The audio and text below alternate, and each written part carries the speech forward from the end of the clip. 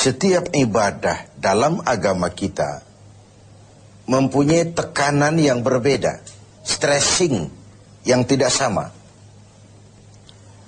Ada ibadah itu disebut ibadah qalbiyah, ibadah hati.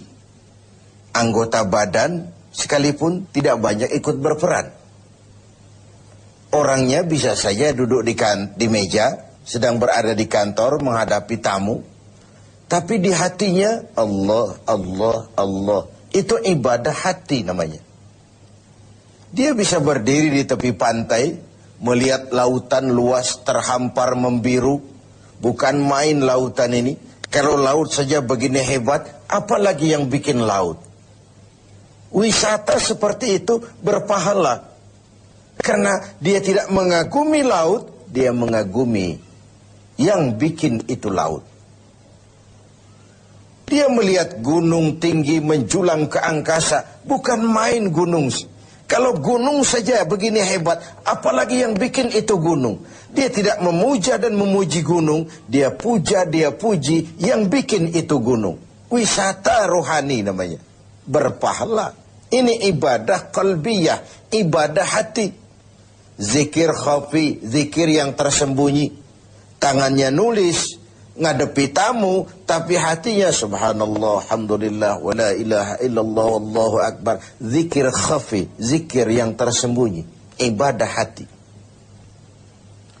Ada pula ibadah qalbiyah badaniyah. Selain hati, anggota badan. Harta tidak terlalu berperan. Tidak terlalu berperan. Misalnya puasa yang sedang kita kerjakan ini. Asal hati berniat, badan mampu mengerjakan, ibadah itu sudah bisa terlaksana. Sholat, walaupun pakai ada unsur harta, tapi kan tidak seberapa. Sarung, penekanannya tetap hati dan badan. Ada pula ibadah itu disebut qalbiyah, badaniyah, maliyah. Hati, badan, harta. Semua komponen. Ini seperti ibadah haji misalnya. Hati berniat, badan melaksanakan, harta dikeluarkan, baru bisa terlaksana ibadah itu. Kurang salah satunya, sulit terlaksana.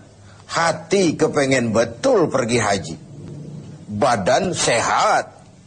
Uang tidak punya. Selamat ngelamun.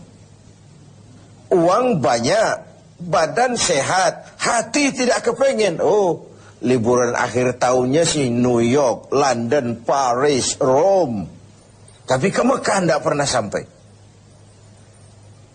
Nah, yang mau kita bicarakan sore ini, ibadah yang justru tekanannya kepada harta, disebut ibadah maliyah. Ibadah harta. Memang harta yang diminta untuk dikeluarkan dalam melaksanakan ibadah itu. Yaitu zakat, infak, dan sedekah. Kesenjangan yang alami adalah sunnatullah. Quran menjelaskan itu. Kami lebihkan rezeki sebagian kamu dari yang lain. Ada yang kaya, ada yang miskin. Ada yang alim, ada pula yang awam. Itu sunnatullah, itu natural of law. Kenapa kesenjangan kita permasalahkan? Karena kesenjangan yang terjadi, kesenjangan struktural. Kita juga menyadari bahwa pemerataan bukan menciptakan manusia Indonesia dengan standar ekonomi yang sama ala komunisme. Rumahnya sama semua, semua punya mobil, semua gajinya sekian. Tidak. Allah melebihkan rezeki sebagian kamu dari yang lain. Bukan persamaan model komunisme. Kesenjangan adalah sunnatullah. Allah lebihkan rezeki sebagian kamu dari yang lain. Pemerataan yang kita harapkan adalah terciptanya peluang dan kesempatan. Artinya kalau yang kaya bisa semakin kaya, kenapa yang miskin tidak bisa ikut naik jadi sedikit lebih maju? Yang sudah maju lebih maju lagi. Terbuka peluang untuk kesempatan adanya. Nah, untuk itu Islam memberikan tuntunan. Di dalam hartamu itu, walaupun dia hasil keringatmu, pergi pagi, pulang sore, peras keringat, banting tulang, bekerja dengan segala kemampuan yang ada. Di dalam hartamu itu, di sana ada hak yang lain. Ada hak bagi yang lain. Dan hak itu harus dikeluarkan. Dalam bentuk apa? Dalam bentuk zakat dengan hitungan yang tertentu untuk kelompok orang yang tertentu juga. Apa manfaatnya? Nabi bersabda, "Zakku amwalakum bizzakah." Bersihkan hartamu dengan zakat. Zakku amwalakum bizzakah. Bersihkan hartamu dengan zakat. Yang dimaksud di sini tentu kalau dalam harta yang kita cari itu bercampur dengan yang haram sedikit, ada yang tidak jelas sedikit, ada yang terkena syak, ragu-ragu sedikit, itu yang dibersihkan dengan zakat. Ada yang menggunakan dalil tadi secara salah. Kita korupsi saja, nanti kita zakatkan. Kan katanya Nabi, "Zakku amwalakum bizzakah." Bersihkan hartamu dengan zakat. Jadi kalau sudah kita zakatkan, bersih sudah. Itu kan politik money laundry. Dan itu tidak dikenal. Baju yang kita bersihkan itu, baju yang kena kotoran. Tapi kalau kotorannya sendiri, kan tidak bisa dibersihkan. Bagaimana mau mencuci najis? Yang dicuci baju yang terkena najis. Najisnya sendiri dicuci secara apapun ya tetap najis namanya. Jadi tidak bisalah kita mengambil sesuatu dari yang haram lalu kita zakatkan lalu berdalih kepada ini sudah bersih karena sudah dizakatkan. Bukan itu. Nah, zakat fungsinya adalah membersihkan harta. Ibarat bangunan rumah, zakat itu semacam pintu, jendela, lubang angin, AC, kamar mandi, yang fungsinya membersihkan. Membersihkan harta kita, kalau dia zakat mal. Membersihkan jiwa kita, kalau dia zakat fitrah. Membersihkan tanam-tanaman kita, kalau dia zakat zuru'. Membersihkan barang tambang kita, kalau dia zakatul ma'adin. Dan seterusnya, dan seterusnya. Nah, kalau kita tidak laksanakan, tidak kita tunaikan, maka Allah akan mencabut keberkahan dari harta yang kita miliki itu.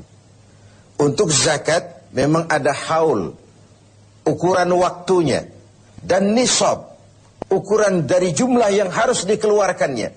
Terikat dia oleh haul dan nisab. Sedangkan infak tidak ada nisabnya. Tidak ada ukuran berapa harus dikeluarkan. Tapi dia terikat oleh sebuah kondisi.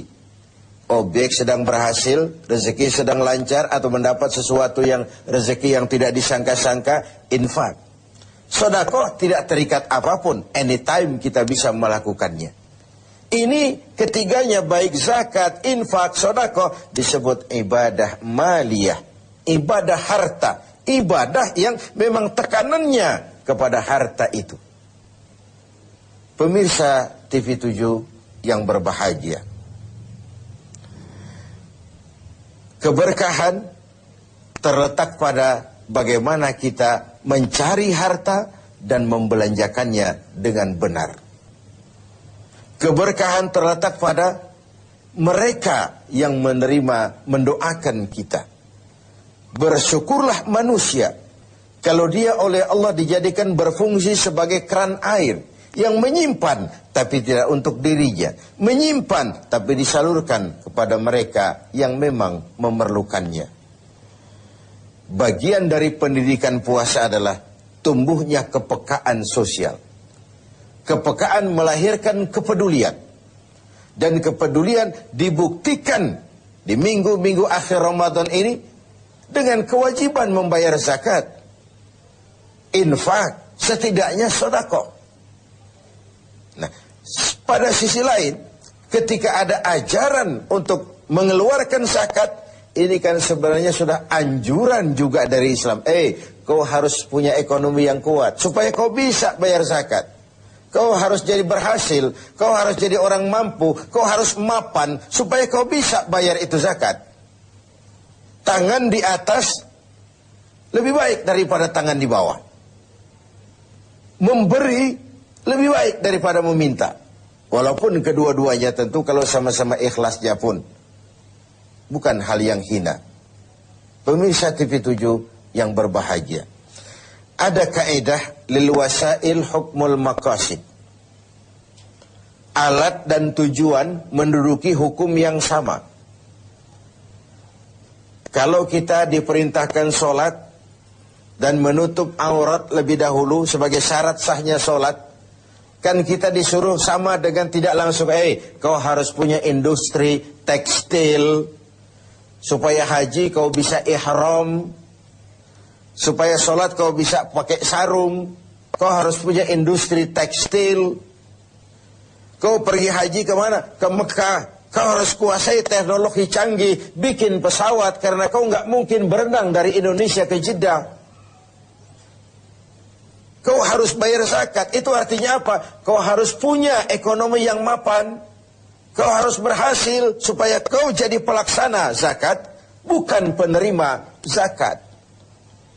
Kalaupun hari ini, tahun ini berdiri pada barisan yang menerima zakat, tanamkan di hati, sekarang saya pada barisan yang menerima zakat. Saya akan berjuang sepenuhnya agar tahun depan saya pindah menjadi orang yang membayar dan mengeluarkan zakat. Semoga di akhir Ramadan minggu ini kita dapat melaksanakan ibadah harta sesuai dengan kemampuan kita masing-masing.